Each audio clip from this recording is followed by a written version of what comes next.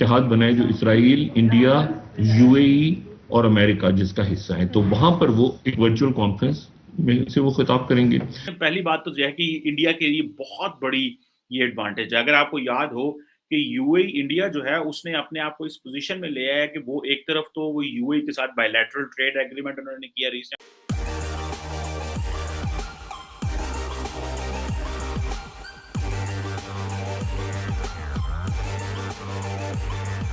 बड़े important events हो रहे हैं दुनिया में। मैं सिर्फ आपको ये बताऊं कि जो आज खबर भी यकीनन चल रही थी पाकिस्तान में, वो ये है कि प्रेसिडेंट बाइडेन जो है जी। वो उनका दौरा शुरू होने वाला है अगले महीने। उनका दौरा शुरू होने वाला है सऊदी अरेबिया और इसराइल का। जी। अच्छा, और ये दौरा इसलिए इम्पोर्टेंट है कि वो पहले जाएंगे इसराइल, और इसराइल में उनकी जाके एक इत्तेहाद बनाए जो इसराइल, इंडिया, यूएई और अमेरिका जिसका हिस्सा है, तो वहां पर वो एक वर्चुअल कॉन्फ्रेंस में से वो खिताब करेंगे। उसके बाद वो जद्दा जाएंगे, और जद्दा जब पहुंचेंगे वो, तो जद्दा में जीसीसी और अलग ममालिक, यानी उसमें अलग कुछ और ममालिक अलग से, मिसाल के तौर पे मिस्र के जो जनरल सीसी हैं वो भी शायद वहां पे होंगे। वहां पे जीसीसी ममालिक जो हैं उनके जो हेड्स ऑफ स्टेट्स हैं वो भी शायद जद्दा में मौजूद होंगे। तो उनके साथ फिर बाइडेन वहां पे एक मुलाकात उनके साथ सबके साथ होगी। ठीक है, तो ये इंपॉर्टेंट इवेंट्स, और वहां पे यकीनन ईरान भी डिस्कस होगा, तो कहीं ये ऑयल की प्रोडक्शन भी डिस्कस होगी। अब ये बड़ी इवेंट्स हैं, ठीक है, और ये इंडिया और इसराइल और यूएई वाला अलायंस अलग है, इसलिए आपको यूएई की तरफ से उतने हार्श स्टेटमेंट्स नजर नहीं आ रहे, क्योंकि एक अलायंस एक अलग से बना हुआ है। मैंने आपसे कहा ना, जो कि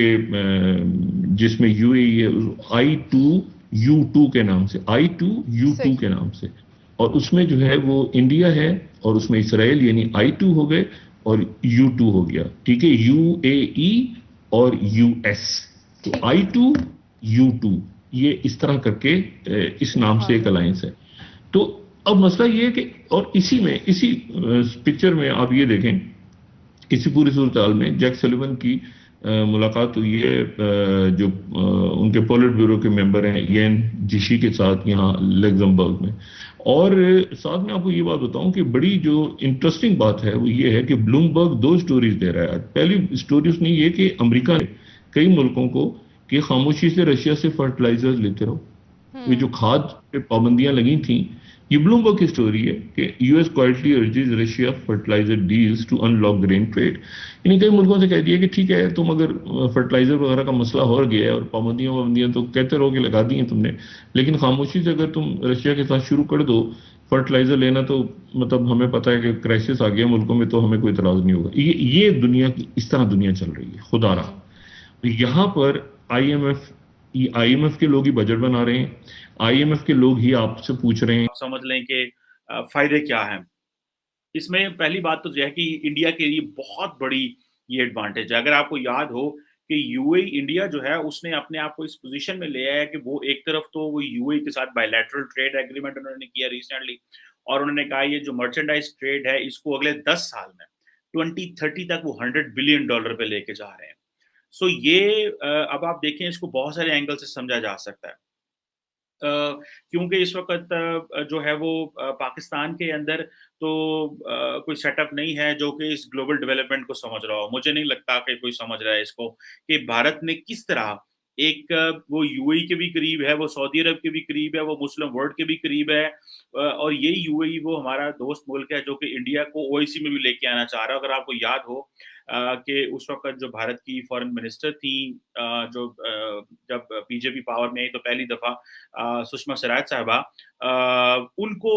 जो है वो मेरा ख्याल आई थिंक उनको बुलाया जा रहा था या बुलाया गया था, या कुछ इस तरह की चीज़ जो है वो हो रही थी उस वक़्त। तो मुझे ऐसे लगता है कि ये क्योंकि इंडिया जो है उसने अपने बायलैटरल कनेक्शंस बहुत अच्छे डेवलप कर लिए हैं, और यही बायलैटरल कनेक्शंस की वजह है कि इंडिया ने वो सारी की सारे इन अरब ममालिक को कन्विंस किया कि वो कश्मीर के अंदर इन्वेस्टमेंट करें। खैर एनी हो, ये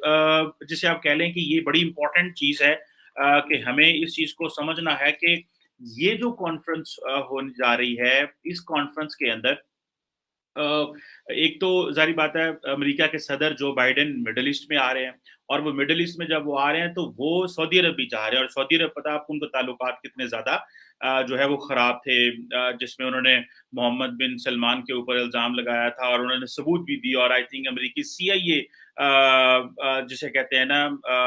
उन्होंने ये कहा था कि मोहम्मद बिन सलमान जो है वो जमाल खशोगी का जो मर्डर हुआ था इस्तांबुल में, जो वॉशिंगटन पोस्ट के लिए लिखते थे, सऊदी थे, डिसिडेंट थे, लेकिन वो एक अपने टर्किश गर्लफ्रेंड के साथ आई थिंक उस वक्त थी, उनकी फियांसे थी, उससे शादी करने जा रहे थे, तो उनको कॉन्सुलेट के अंदर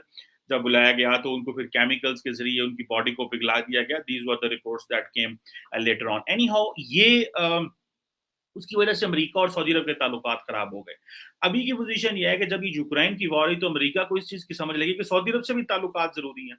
और बहुत हद तक इस बात की क्लैरिटी भी है। अगर आपको याद हो कि सऊदी अरब ने आज से कुछ डेढ़ 2 साल पहले, साल एक पहले आई थिंक, उस जो फॉर्मर इस्राएली प्राइम मिनिस्टर बेंजामिन नेतन्याहू थे, उनको होस्ट किया था न्योम सिटी,